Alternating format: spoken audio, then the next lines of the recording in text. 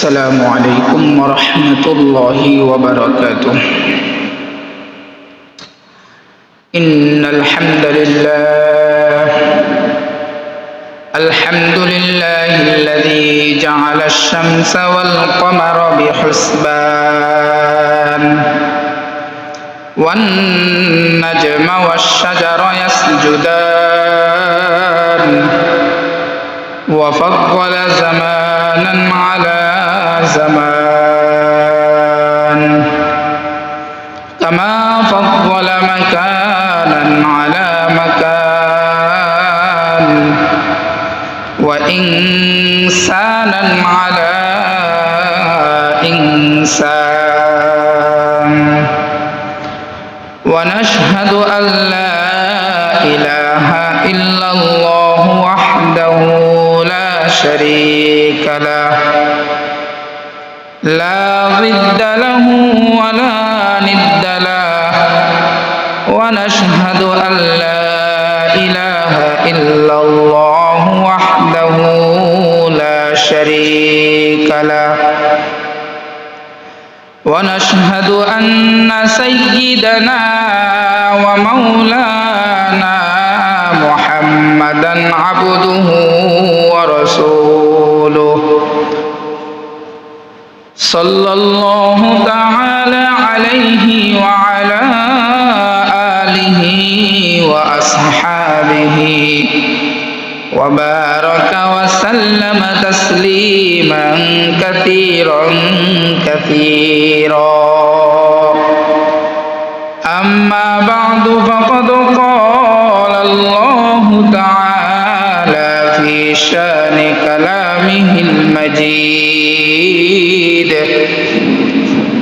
وفي فرقانه الحميد. أعوذ بالله من الشيطان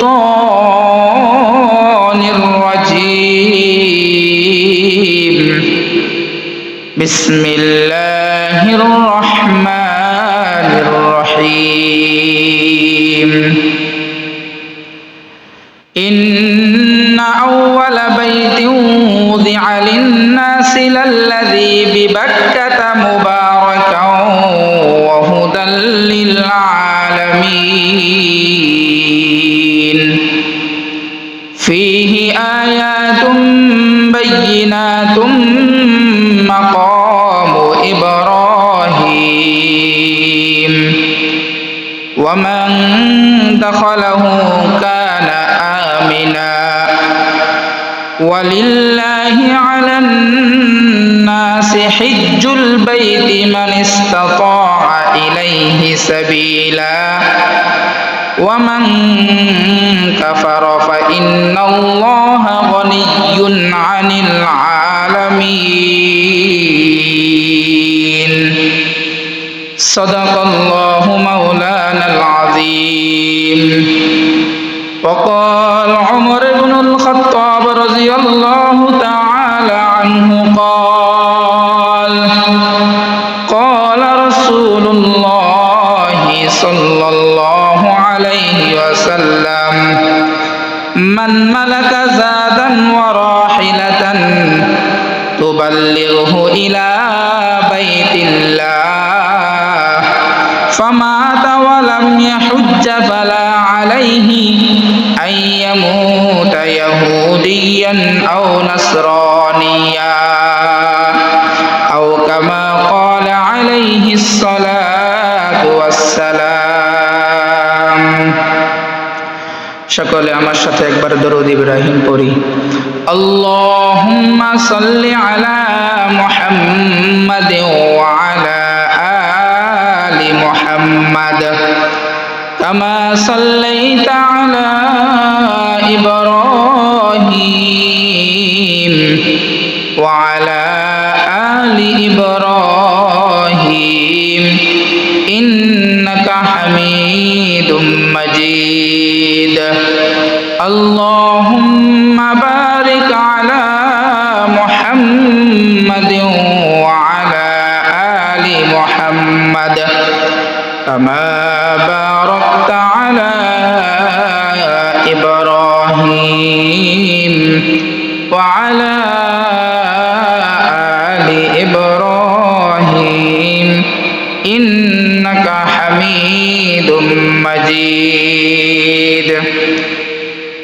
আলহামদুলিল্লাহ সুম্মা আলহামদুলিল্লাহ। মহান আল্লাহ রব্বুল আলামিনের দরবারে অসংখ্য শুকরিয়া, যেই মহান আল্লাহ রব্বুল আলামিন আমাদেরকে পবিত্র জুমার দিন দুনিয়াবি সকল জরুরত থেকে আলাদা করে পৃথক করে আল্লাহ তাআলার ঘর পবিত্র মসজিদে আগে আগে আসার এবং জুমার নামাজ আদায়ের পূর্বে কিছু আলোচনা, কোরআন ও হাদিসের আলোচনা শুনবার এবং বসার তৌফিক দান করেছেন। এই জন্য সেই মালিকের দরবারে একবার কালিমাত শুকর আদায় করছি, আলহামদুলিল্লাহ।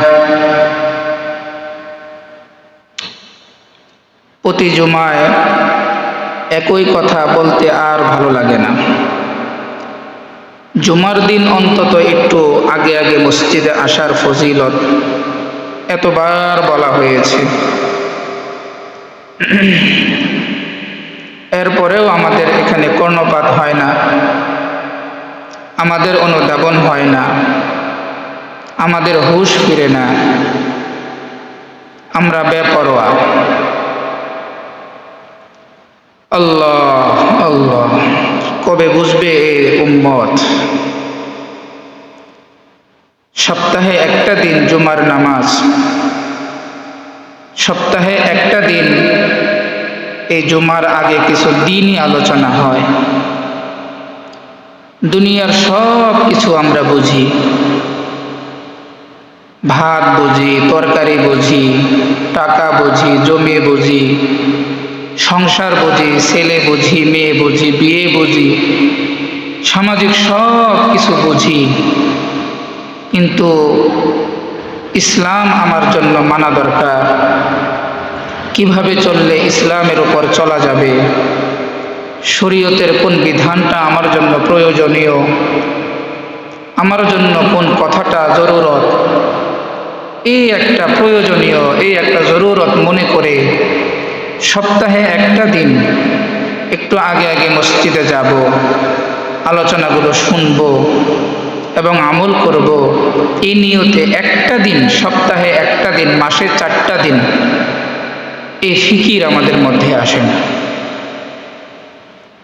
মানে অনেকে এটা অন্তরে গেঁথেই নিছে, হুজুরে যতবারই বলুক, ইমাম সাহেব কেন, কাবা শরীফের ইমাম সাহেব এসেও যদি বলে, শুধু কাবা শরীফের ইমাম না, যদি স্বয়ং আল্লাহর পক্ষ থেকে অনুমতি নিয়ে আবার জিবরাইল আমিন দুনিয়াতে আয়সা নসরতপুর মসজিদের মিম্বারে বৈশাও যদি বলে, এরপরেও আমরা মানতে রাজি না। এই ধরনের প্রতিজ্ঞা করে নিছে অনেক মুসল্লিরা, যার কারণে কথাগুলো কলবে ঢুকে না, কান দিয়ে ঢুকলেও কলবের মধ্যে বসায় না। আল্লাহ, এই জন্যই আল্লাহ তাআলা কোরআনের মধ্যে আয়াত নাজিল করছেন, মা গররাকা বিরব্বিকাল কারীম। বান্দা, এত মায়া করে, এত দয়া করে, যত্ন করে তোমাকে আমি দুনিয়ায় পাঠাইলাম, আমি তো পাঠাইছি। দুনিয়ায় পাঠানেওয়ালা কে? আল্লাহ।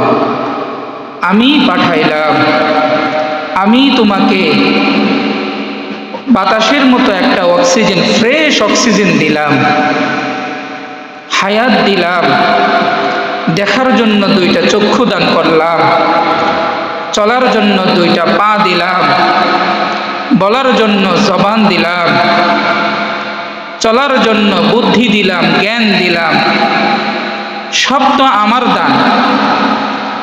আমি এত কিছু দেওয়ার পরেও কোন জিনিসটা তোমাকে, মা গররাকা, দুনিয়ার কোন জিনিসটা তোমাকে আমি আল্লাহর থেকে পৃথক করলো, আলাদা করলো বান্দা? যার কারণে বিরব্বিকাল কারীম, এইরকম একজন দয়াবান আল্লাহকে তুমি দুনিয়ার লোভে ভুলে গেলা।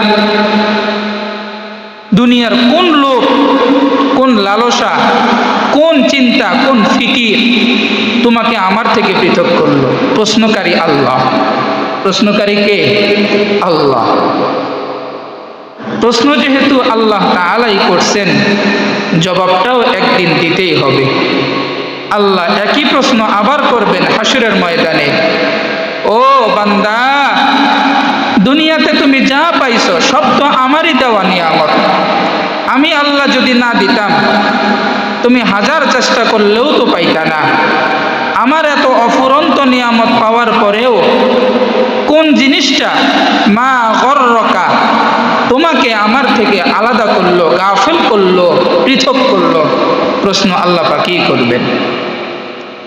এজন্য আপনাদের কাছে আমি জোরালোভাবে আবেদন করতে চাই, সপ্তাহে অন্তত একটা দিন, প্রতিদিন না, একটা দিন আল্লাহর ওয়াস্তে, আল্লাহর জন্য, নিজের জন্য জরুরত মনে করে একটু আগে আগে মসজিদে আসার চেষ্টা করবেন। এটা আমার পক্ষ থেকে অনুরোধ। আল্লাহ পাক সকলকে বোঝার এবং আমল করার তৌফিক দান করুক, আমিন। যাই হোক, পবিত্র শাওয়াল মাস আমাদের একেবারে শেষ প্রান্তে চলে আসছি। মাসকে যদি 3 ভাগে বিভক্ত করা হয়, প্রথম 10 দিন, মধ্যবর্তী 10 দিন, শেষ দশক, তো শেষ দশক মানে মাস শেষের দিকে। তো আমরা এই শাওয়াল মাসের শেষ দশকে উপনীত হয়েছি। আর মাত্র 7-8টা দিন আছে, এরপরে শাওয়াল মাস আমাদের থেকে বিদায় নিয়ে চলে যাবে। শাওয়াল মাসের যে 6 রোজা, এই বিষয়ে গত জুমাও আলোচনা হয়েছে। এর আগের জুমাতেও আমাদের মসজিদের সভাপতি সাহেব মাওলানা আবুল বাশার নুরি সাহেব, তিনিও গুরুত্বপূর্ণ আলোচনা রেখেছেন, শুনেছি। আলহামদুলিল্লাহ, যারা এই 6 রোজাকে কদর করেছেন, রেখেছেন, আল্লাহ পাক প্রত্যেকের এই রোজাগুলোকে কবুল করুক এবং এই রোজাগুলোর ওসিলায় জিন্দেগীর সকল গুনাহগুলোকে মাফ করুক। এবং এই রোজাগুলোর ওসিলায় আল্লাহর নবী যে হাদিসের মধ্যে পূর্ণ 1 বছর রোজা রাখার ফজিলতের কথা বলেছেন, আমাদেরকে এই পূর্ণ 1 বছর রোজা রাখার ফজিলত, সওয়াব আমাদেরকে ভরপুরভাবে দান করুক, সকলে বলি আমিন। তো পবিত্র শাওয়াল মাস, এটা একটা হজের মাস। আমরা মনে করি জিলহজ মাস মনে হয় শুধু হজের মাস, জিলহজ মানে হজের মাস, অথচ কোরআন দ্বারা প্রমাণিত আল্লাহ পাক শাওয়াল মাস থেকেই হজের মাস ঘোষণা দিয়েছেন। বলেন না সুবহানাল্লাহ। আল হাজ্জু আশহুরুম মালুমাত।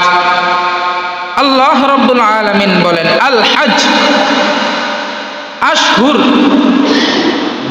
মাসের আরবি হলো শাহরুন। মাসের আরবি কি? শাহরুন।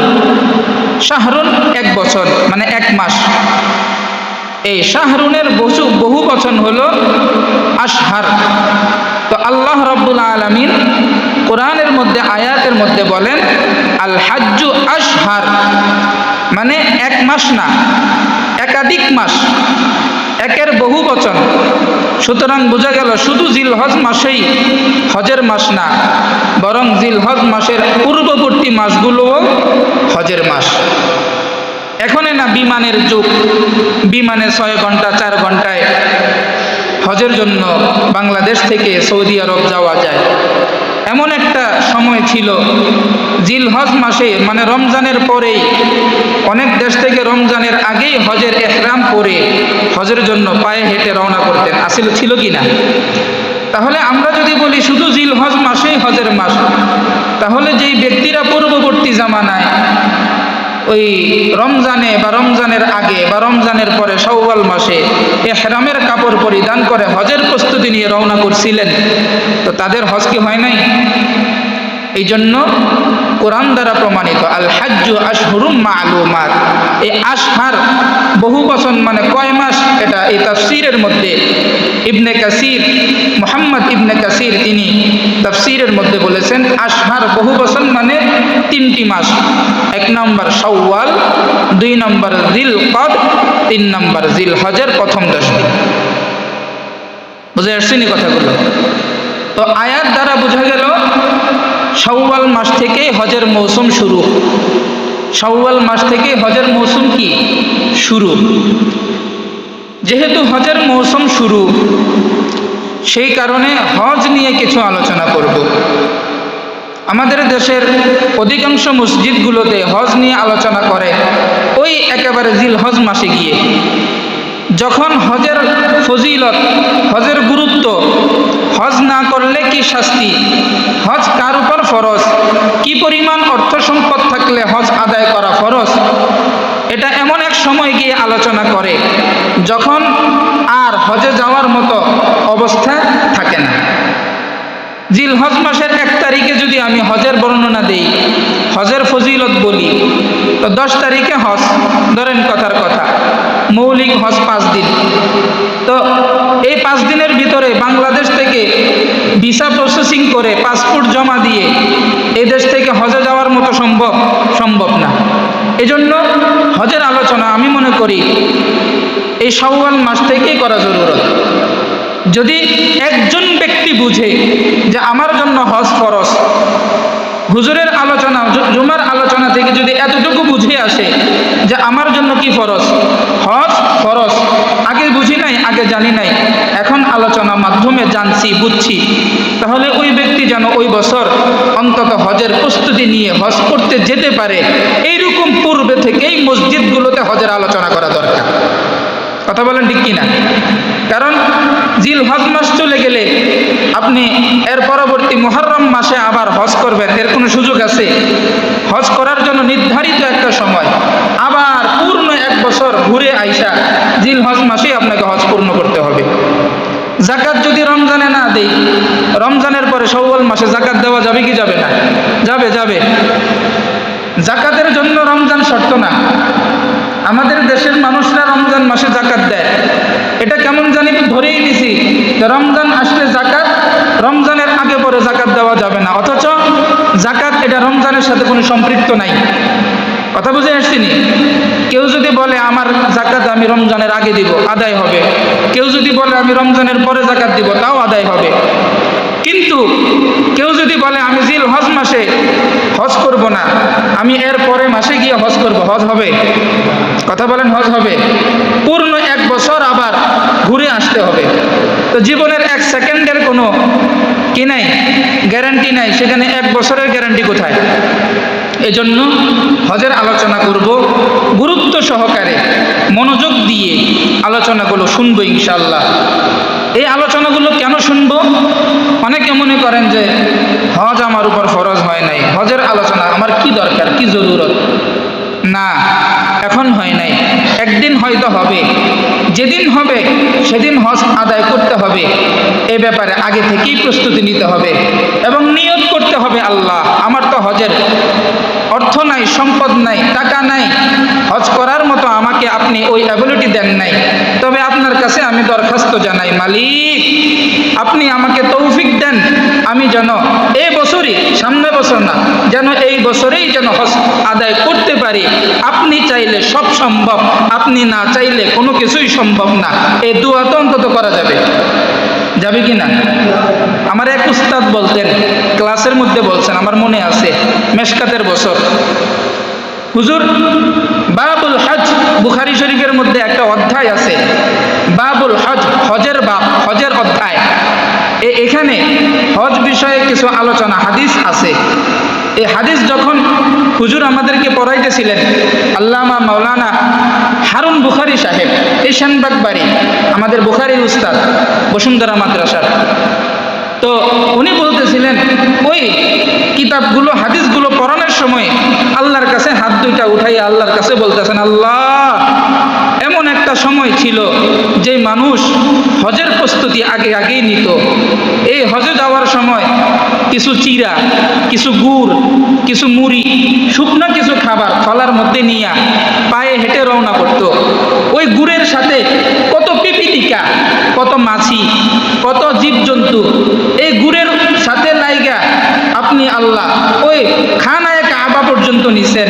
সে তো পিপিলিকা, সে তো আপনার একটা মাখলুক, আর আমি আল্লাহ আপনার কাছে ওয়ালাকাদ খলাকনাল ইনসান, সবচাইতে সুন্দর কইরা দামি বানাইয়া আমারে আপনি বানাইছেন, কদ্দুরা আমারে ওই আপনার খানায়ে কাবা পর্যন্ত নিয়ে যান না মালিক।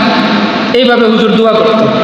আচ্ছা, এইভাবে যদি আবদার করা যায় আল্লাহর কাছে, বলেন আল্লাহ রহমানুর রহিম কিনা? হ্যাঁ, আল্লাহ দয়াবান কিনা? আল্লাহর কাছে চাইতে জানলে আল্লাহ তৌফিক দিবেন ইনশাআল্লাহ। আমরা চাইতে পারবো তো ইনশাআল্লাহ? আরে চান না, আল্লাহ তাআলার কাছে চান, আল্লাহ আপনি অ্যাবিলিটি দেন, আমাকে তৌফিক দেন, আমি প্রস্তুত আপনার ঘরে গিয়ে লাব্বাইক আল্লাহুম্মা লাব্বাইক, এই কথাটা যেন আপনার ঘরের সামনে গিয়ে যেন বলতে পারি, আপনি তৌফিক দেন, আমি সর্বদা প্রস্তুত। নিয়ত করা যাবে না ইনশাআল্লাহ? আল্লাহ পাক সকলকে কবুল করুক, সকল বলি আমিন। যাই হোক, হজের যেহেতু আলোচনা আসছে, সর্বপ্রথম একটি বিষয় আমাদের জানা অতীব জরুরি। হজ কাদের জন্য ফরজ?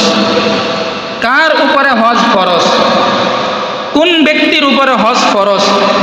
এই বিষয়টা আগে দরকার জানা। কথা বলেন ঠিক কিনা? অনেকেই আছে আমার উপর হজ ফরজ কিনা এটা জানিও না, আছে না এমন? এই জন্য আমার উপর হজ ফরজ কিনা এটা বোঝার দরকার। শরীয়তের পরিভাষায় একটু ভালো করে বুঝিয়েন, শরীয়তের পরিভাষায় ইসলামের মৌলিক স্তম্ভ 5টি। ইসলামের মৌলিক স্তম্ভ কয়টি? 5টি। আমরা সবাই জানি কম বেশি, কালিমা, নামাজ, রোজা, হজ, যাকাত। এটা মুখস্থ সবার আলহামদুলিল্লাহ। কালিমা, নামাজ, রোজা, হজ, যাকাত। আচ্ছা, এই 5টার মধ্যে হজ আছে না নাই? কথা বলেন, এই 5টার মধ্যে হজ আছে না নাই? তাহলে বোঝা গেল ইসলামের মৌলিক মূল স্তম্ভ 5টির মধ্যে অন্যতম একটি বিধান হলো হজ। আচ্ছা, হজ এটা নফল না মুস্তাহাব না সুন্নতে মুআক্কাদা না সুন্নতে জায়েদা না ওয়াজিব না ফরজ? একটু বলেন তো আপনারা, বুঝেন নাই মনে হয় কথাটা। হজ কি নফল? বলেন। সুন্নত, ওয়াজিব, সুন্নতে মুআক্কাদা? কিচ্ছু না, হজ ফরজ। 5 ওয়াক্ত নামাজ যেমন ফরজ, 5 ওয়াক্ত নামাজের গুরুত্ব আমাদের মধ্যে আছে না নাই? একটু কথাগুলো বলিয়েন, বুঝিয়েন। সবক মনে করেন, একটা সবক হচ্ছে, কথাগুলো জানা দরকার। 5 ওয়াক্ত নামাজ একজন মুসলমান হিসাবে পড়ি বা না পড়ি, কিন্তু মানি তো যে আমার উপর ফরজ। কথা বলেন না? পড়ি বা না পড়ি সেটা ভিন্ন মাসালা, আল্লাহর হক, আল্লাহ মাফ করে দিবে। আমাদের অনেকের অন্তরের ভিতরে এই ধারণা, হুজুর উঠতে পারি নাই ঘুম থেকে, জাগতে পারি নাই, হুজুর কামের অজুহাতে মসজিদে আসতে পারি নাই, তবে আল্লাহর হক, আল্লাহর কাছে মাফ চাই, আল্লাহ মাফ করে দিবেন। এই ধারণা অনেকের আছে না নাই? আমরাও দোয়া করি, জীবনের জাম চলে গেছে, আল্লাহর হক, বান্দার হকের কথা ভিন্ন বিষয়, আল্লাহর হক আল্লাহ মাফ করে দিবে, এই আশা আমাদের অন্তরে আছে। তবে এই আশা নিয়ে নামাজ পড়তাম না, একেবারে ছাড়িয়ে দিলাম ইচ্ছা করে, এই নিয়ত করিয়েন না আবার। বুঝেন নাই কথাটা? যাই হোক, আচ্ছা, 5 ওয়াক্ত নামাজ যে ফরজ, এটা আমার জন্য জরুরত, এটা আমার দায়িত্ব, এটা বুঝেন তো? তাহলে নামাজ যেমন ফরজ, হজও কি ফরজ, হজ করাও কি ফরজ। এবার আসেন, হজ কার উপরে ফরজ? সবার উপরে না। একটু লক্ষ্য করবেন, হজ কার উপরে ফরজ এটার একটা সংজ্ঞা দিচ্ছি। আপনার কাছে যদি এই রকম অর্থ থাকে, যেই অর্থর মাধ্যমে আপনি যদি বাংলাদেশের জমিন থেকে, যেহেতু আমরা বাঙালি, বাংলাদেশের কথাই বলি, বাংলাদেশ থেকে বর্তমান জামানায়, বর্তমান সময়ে আপনি হজ করতে গেলে হজে যাওয়া এবং সেখানের সম্পূর্ণ খরচ, যে কয়েকদিন থাকবেন 1-1.5 মাস, সেখানের খরচ সব কিছু বহন করে পুনরায় হজ থেকে বাংলাদেশে প্রত্যাবর্তন করে আসা, এবং এই 1-1.5 মাস আপনার স্ত্রী, আপনার বাল বাচ্চা, তাদের ভরণ পোষণ খরচ আদি সব কিছু সুন্দরভাবে দিয়ে যাওয়া এবং আসার মতো যদি অর্থ আপনার কাছে থাকে, তাহলে আপনার উপরে হজ খরচ। কথা বুঝছেন আপনারা? কথা বুঝাইতে পারছি নি? যদি আচ্ছা আরেকটু ব্যাখ্যা করে বুঝাই। বর্তমান সময়ে ধরেন বাংলাদেশ থেকে হজে যাওয়া এবং হজের কার্যক্রম সম্পন্ন করে পুনরায় বাংলাদেশে আসা প্রায় 6 থেকে 7 লক্ষ টাকা লাগে। কত লাগে? 6 থেকে 7 লক্ষ টাকা লাগে। এবার আসেন, এই 1-1.5 মাস স্ত্রী, বাল বাচ্চা, ঘরের যাবতীয় খরচ সব কিছু মিলাইয়া ধরে নিলাম আরো 1 লাখ টাকা। ধরে নিলাম কি, তাহলে ধরেন 6 লাখের সাথে যদি আরো 1 লাখ টাকা যোগ করি তাহলে কত টাকা? 7 লক্ষ টাকা। আপনার নিত্য প্রয়োজনীয় আসবাব, আপনার চলার জন্য জরুরতের যে প্রয়োজনীয়, এগুলোর থেকে অতিরিক্ত যদি এইরকম বর্তমান সময়ে 7 লক্ষ টাকা আপনার টাকা কিংবা জমি কিংবা আপনার ব্যবসার পণ্য যদি থাকে, তাহলে আপনার উপরে হজ ফরজ। কথা বুঝাইতে পারছি? ক্লিয়ার? এবার আসেন, অনেকেই প্রশ্ন করবেন, হুজুর আমার জমি আছে কিন্তু নগদ অর্থ নাই। এরকম ব্যক্তি আছে না? হুজুর আমার কি আছে? জমি আছে কিন্তু কি নাই? নগদ অর্থ নাই। খুব ভালো করে খেয়াল করবেন। এখন মনে করেন আপনার আয়তনে, আপনার মালিকানা দিনে 20 শতক জমি আছে। কত শতক? উদাহরণ দিয়ে বলছি একটু বুঝার জন্য। কত শতক? 20 শতক জমিন আছে। আপনার বসত ভিটা ছাড়া, যেখানে আপনি বসবাস করেন, এই বসত ভিটা ছাড়া, কারণ বসত ভিটা এটা নিত্য প্রয়োজনীয় আসবাব, এটা ছাড়া আপনার 20 শতক জমি আছে। 10 শতক জমির মধ্যে যদি আপনি ফসল করেন কিংবা আপনি ভিন্ন ব্যবসা বাণিজ্য করেন, তাহলে আপনার পূর্ণ বছর চলার মতো অবস্থা থাকবে। আর বাকি 10 শতক যদি 1 লাখ করেও বিক্রি করেন তাহলে 10 লক্ষ টাকা বেচা যাবে। কথা বুঝতেছেন নি? তাহলে আপনার জন্য ওই 10 শতক জমি বিক্রি করে হজ সম্পাদন করে আসা আপনার জন্য ফরজ। কথা বুঝেন নাই? ওই 10 শতক জমি বিক্রি করে আপনাকে হজ সম্পাদন করা আপনার জন্য কি ফরজ। বুঝাইতে পারছি নি কথা? এখন আমরা অনেকেই মনে করি আমার টাকা নাই, তাহলে আমার উপর হজ ফরজ না। আছে না এরকম শিক্ষিত মুসলমান? আছে না নাই? কিন্তু টাকা নাই, তবে অগাধ জমি আছে, শতক শতক কানিয়ে কানিয়ে জমি পড়ে আছে, যেগুলো বছরে কোনোদিন দেখতেও যায় না, এমনি পড়ে আছে, ফসলেও কাজে লাগে না, হ্যাঁ, বা মানুষের কাছে কর দিয়ে রাখছে। এই ব্যক্তির উপরেও যদিও নগদ অর্থ 1 টাকাও না থাকে, এরপরেও জমির এক অংশ বিক্রি করে হজ আদায় করা তার জন্য কি ফরজ। কথা বুঝতেছেন নি? এরপরে দেখবেন এই ধরনের মানুষ আমাদের সমাজে অনেকেই আছে, জমির দিক থেকে লক্ষ্য করলে হজ ফরজ কিন্তু হজ আদায় করতে চায় না। আছে না নাই? উমরা করে। কি করে? কথা বলেন না, কি করে? উমরা করে। আচ্ছা, উমরা কি ফরজ? একটু বুঝেন না কথাগুলো। উমরা আদায় করা কি ফরজ? এটা নফল। এটা কি? আমি একবার এক মুসল্লিকে আগে যেখানে ছিলাম জিজ্ঞেস করছিলাম, আপনার উপরে তো আলহামদুলিল্লাহ আমি যতটুকু বুঝছি আপনার অর্থ সম্পদ হিসাবে আপনার উপরে হজ ফরজ, হজ আদায় করছেন নি? কয় গেছি তো। কি বলে? গেছি হুজুর, গেছি, মক্কা মদিনায় গেছি, রসুলের রওজা জিয়ারত করছি, খানায়ে কাবা তওয়াফ করছি। আমি বলি আপনাকে গেছেন কি না এই প্রশ্ন করি না, হজ করছেন নি? তো মাথাটা নিচু করে দিয়েছে। না। তো কি করছেন? উমরা করছি। তো আপনার উপরে তো হজ ফরজ, উমরা করলে হজ আদায় হবে। কথা বুঝেন নাই আপনার? হ্যাঁ, আমাদের দেশে এই ধরনের এক ধরনের শিক্ষিত মুসলমান আছে না নাই? হ্যাঁ, হজ আদায় করতে 7 লক্ষ টাকা লাগবে, সেটা কি দরকার? বাদ দেন, এত টাকা কেন খরচ করব? এই 1.5-2 লাখ টাকা খরচ করে উমরা করে আসি, বাস। কেউ প্রশ্ন করলে হুজুর গেছি তো। কি? গেছি তো, তওয়াফ করছি তো, রসুলের রওজায় গিয়া সালাম দিছি তো। আছে না এই ধরনের শিক্ষিত মুসলমান? আছে না নাই? আল্লাহ, এই জন্য যাদের উপর হজ ফরজ অবশ্যই উমরা না হজ করতে হবে। এখন যারা হজ আদায় না করে উমরা করেন, ফরজ বাদ দিয়া নফল নিয়ে টানাটানি করেন, আমি একটা উদাহরণ দিই। কিছু ব্যক্তি আছে, একটু শুনতে নেগেটিভ লাগলেও এটাই বাস্তব। আমাদের দেশের এক শ্রেণীর মানুষ আছে, দেখবেন বিয়ে করতে রাজি না কিন্তু পরকিয়া করতে ঠিকই রাজি। আছে না নাই? কথা বুঝেন নাই মনে হয়। করব না বিয়া, রাজি আমি করতে পরকিয়া, এরকম একটা স্লোগান আছে। করব না বিয়া, রাজি আমি করতে পরকিয়া। দেখবেন বিয়ের কথা বললে মাশাআল্লাহ এই সমস্যা, টাকা নাই, অর্থ নাই, ইনকাম সোর্স নাই, কেন বিয়ে করব? কিন্তু দেখবেন মাশাআল্লাহ অনেক প্রবাসীদের বউয়ের দায়িত্ব সে পালন করে। বুঝেন নাই? কথা বুঝেন নাই আমার? আছে না এরকম? আছে না নাই?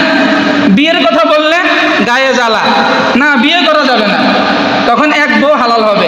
এখন তো একাধিক বউ হালাল হয়ে গেছে। কি বুঝেন নাই কথাটা? যে ব্যক্তি বিয়ে ছাড়া পরকিয়া তার কাছে বেশি গুরুত্বপূর্ণ, কেমন জানি যে ব্যক্তির উপর হজ ফরজ তার কাছে হজ বাদ দিয়ে উমরা গুরুত্বপূর্ণ হয়ে গেছে। একই কথা না? কথা কথা বুঝছেন নি আমার? একই কথা নি। এবার আসেন, আমাদের দেশের অধিকাংশ মানুষেরা যদি বলি হজ কেন করেন না, এ হুজুর মাইয়া আছে বিয়ে শাদি দিয়ে লই, এ হবে ঘরের কাম ধরছি, ঘর দুয়ার কাম শেষ হোক, এরপরে যখন বুড়া জুনা হয়ে যাবো আমারে দিয়া আর ঘরের কোনো কাম নাই, কাজ নাই, অসল শেষ, হাড্ডি জোড়া যা আছে সব মোটামুটি আলগা হয়ে গেছে, ওই সময় একটা হজের নিয়ত করে। এরকম ব্যক্তি আছে না নাই? আসলে হজ করার জন্য যারা হজ করছে তারা বলেন হজ করতে গেলে এই যে মিনা মুজদালিফায় যাওয়া, আরাফার ময়দানে যাওয়া, সাফা মারওয়া সাই করা, এই ভিড়ের মধ্যে তাওয়াফ করা, এটা কি দুর্বল মানুষের কাজ না শক্তিশালী মানুষের কাজ? কথা বলেন, শক্তিশালী মানুষের কাজ কিনা? কিন্তু নিয়ত কি করে? ঘর দুয়ারের কাম শেষ করি, টাইলস করি, সোফা ফার্নিচার করি ঘরের ভিতরে, মাইয়া মুয়া বিয়া দিই, ছেলেরে বিদেশে পাঠাই, সব যখন শেষ আমি অকেজো অসল, তখন গিয়া হজ করবো। তখন কি করে?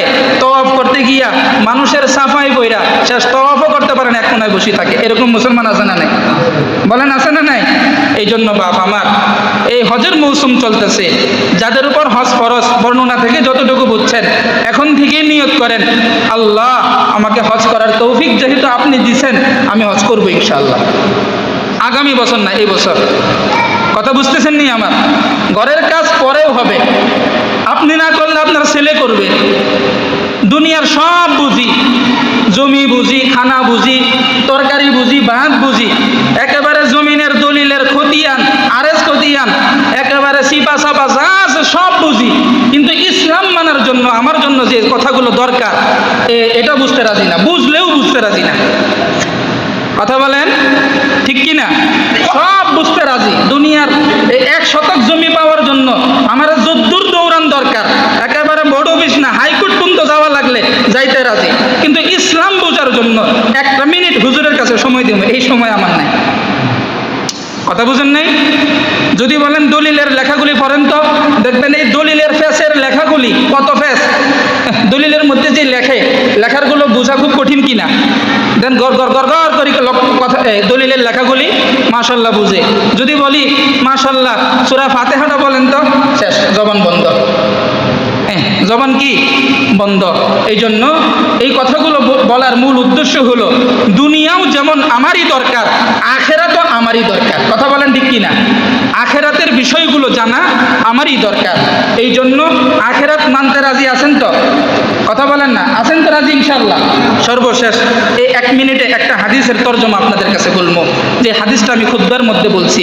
যাদের উপর হজ ফরজ, যারা হজ ফরজ হওয়ার পরেও হজ করতেছেন না, এই অবস্থায় যদি দুনিয়া থেকে মৃত্যুবরণ করে চলে যান, আপনার জন্য রসুল কি বলছেন এই কথাটা শুনতে রাজি আছেন তো? এই কথা বুঝেন নাই? যাদের উপর হজ ফরজ কিন্তু এখনো হজ করেন নাই, এমতো অবস্থায় হজবিহীন যদি দুনিয়া থেকে আপনাকে ইন্তেকাল করে চলে যেতে হয়, তাহলে আপনার জন্য পরবর্তী কাল কি অপেক্ষা করতেছে, নবীজি কি বলে গেছেন, এটা জানা দরকার আসেনি নাই? ওমর ইবনুল খাত্তাব সহজে হাদিস বর্ণনা করেন না। হযরত আবু হুরায়রা যখন রসুলের ইন্তেকালের পরে বেশি বেশি হাদিস বলতেছিলেন, ওমর রাদিয়াল্লাহু তাআলা একদিন আবু হুরায়রাকে গাছের সাথে বেঁধে রাখছিল। রসুলের সাথে আমরা এত বছর থাকার পরেও রসুলের ইন্তেকালের পরে রসুলের একটা হাদিস বর্ণনা করতে আমরা ভয় পাই, আর তুমি মাত্র 4টা বছর রসুলের সাথে ছিলা, এরপরে রসুলের এত হাদিস বর্ণনা করো, কি ব্যাপার? তাহলে রসুলের কথা হযরত ওমর বলতে ভয় পায়, মানে যেই কথা বলছে এটার মধ্যে কোনো সন্দেহ নাই। কথা বুঝে আসছেনি? যেটা বলছে সেটার মধ্যে কোনো কি নাই, সন্দেহ নাই। ওই হযরত ওমর ইবনুল খাত্তাব থেকে হাদিসটা বর্ণিত। আন ওমর ইবনুল খাত্তাব রাদিয়াল্লাহু তাআলা আনহু قال قال رسول الله صلى الله عليه وسلم, মনোযোগ দিয়েন, মান মালাকা জাদান ওয়া রাহিলাতান, যেই ব্যক্তিকে আল্লাহ তাআলা হজ করার মতো তৌফিক এবিলিটি দান করেছেন, মান মালাকা জাদান ওয়া রাহিলাতান, যেই ব্যক্তিকে আল্লাহ তাআলা হজ করার মতো অর্থ সম্পদ এবিলিটি দান করেছেন, তুবাল্লিগহু ইলা বাইতিল্লাহ, এবং বাইতুল্লাহ যাওয়ার মতো অর্থ সম্পদ তাকে দান করেছেন, ফামাতা, ওই ব্যক্তি ইন্তেকাল করলো, মৃত্যুবরণ করলো এমন অবস্থায়, ওয়ালাম ইয়াহুজ্জা, সে হজ করলো না। কথাগুলো বুঝতেছেন নি? হজ করার মতো অর্থ দিছেন কিন্তু হজ না করে ফামাতা, দুনিয়া থেকে মৃত্যুবরণ করে চলে গেল। এরপরে রসুল বলতেছেন, ফালা আলাইহি বলতেছে, রসুল বলতেছেন আইয়ামুতা ইয়াহুদিয়ান আও নাসরানিয়ান, রসুল বলেন আমি জানি না আমার ওই উম্মত ইহুদি হয়ে মারা গেল নাকি খ্রিস্টান হয়ে মারা গেল। বলেন না নাউজুবিল্লাহ। অর্থাৎ রসুল বুঝাইতে চাইতেছেন যার উপর হজ ফরজ হয়েছে কিন্তু হজ না আদায় করে দুনিয়া থেকে ইন্তেকাল করে চলে গেছে, ওই ব্যক্তি অন্তত এই ইহুদিয়ান আও নাসরানিয়ান এই দুই অংশ থেকে বোঝা যায়, রসুলের এই কথা থেকে বোঝা যায় অন্তত ওই ব্যক্তি মুসলমান হয়ে মরে নেই। কথা বুঝেন নাই? বুঝতেছেন নি কথাটা? তাহলে এই এতটুকু কথাই যদি আপনাদের অন্তরে গেঁথে যায় যে আল্লাহ রসুল এটা কি বলল, যে আমার উপর হজ ফরজ হয়েছে, আমি যদি হজ না আদায় করে দুনিয়া থেকে ইন্তেকাল করি তো রসুলের কথা অনুপাতে হয় আমি ইহুদি হয়ে মরব অথবা খ্রিস্টান হয়ে মরব, হয়তোবা আমার নামটা মুসলমান কিন্তু আল্লাহ তাআলার আদালতে হয় ইহুদি অথবা খ্রিস্টান হিসেবে আমার নামটা উঠে যাবে। বলেন না নাউজুবিল্লাহ। এই জন্য যাদের উপর হজ ফরজ আপনাদের কাছে জোরালোভাবে আবেদন করব, হজ আদায় করবেন, উমরা না। উমরা আদায় করেন, আমি উমরার বিপরীত যাচ্ছি না, তবে হজ যেটা ফরজ সেটা করেন, উমরাও করবেন। রাজি আছেন তো ইনশাল্লাহ? আল্লাহ পাক আমাদের সকলকে উক্ত কথাগুলোর উপরে বুঝার এবং আমল করার তৌফিক দান করুক। সকল বলি আমিন। ওয়া আখিরু দাওয়ানা আলহামদুলিল্লাহি রাব্বিল আলামিন।